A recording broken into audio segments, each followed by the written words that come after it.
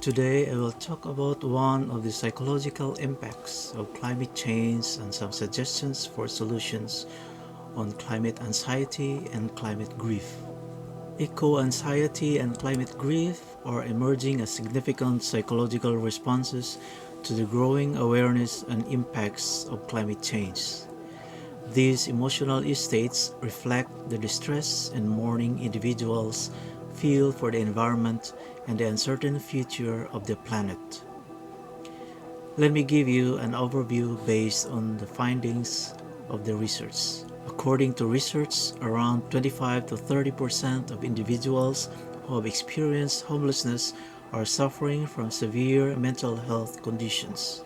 Additionally, a 10-nation survey has revealed that young people globally are becoming increasingly distressed about climate change. The survey found that 84% of individuals aged 16 to 25 expressed at least moderate concern about climate change, and nearly 45% reported that their feelings regarding the issue negatively impacted their daily lives. I inserted two helpful resources in the coping strategies section of this video series. So keep watching or skip to go to that section. So what is eco-anxiety? Eco-anxiety is a condition where an individual experiences persistent fear related to environmental destruction. On the other hand, climate grief refers to sorrow or mourning due to changes in the environment and the world. Studies show that the prevalence of these emotions is increasing, especially among young people who are worried about the future that awaits them. What are the symptoms of eco-anxiety and climate grief? Most of the symptoms can include feelings of sadness, anger, guilt, helplessness, and fear. In addition, physical symptoms such as insomnia, appetite changes, and increased stress may also manifest. These emotions can lead to changes in behavior, such as obsessive reading about climate change or avoiding news due to distress. Research indicates that younger individuals, including children and adolescents, are prone to experiencing eco-anxiety due to their feelings of powerlessness regarding their future.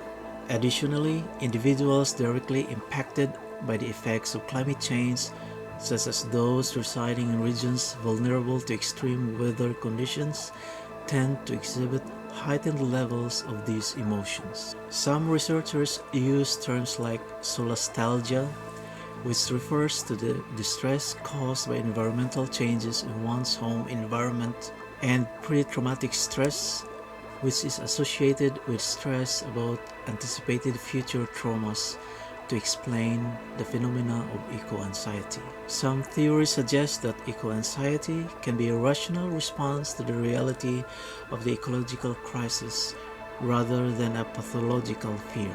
So what can we do about these issues? For example, engaging in environmental action can often be a therapeutic response.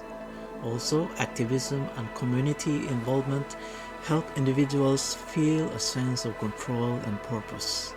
To manage the day-to-day anxiety and stress associated with these feelings, practicing mindfulness and grounding techniques can be helpful. Moreover, professional support such as therapy focusing on eco-related distress is increasingly recognized as necessary.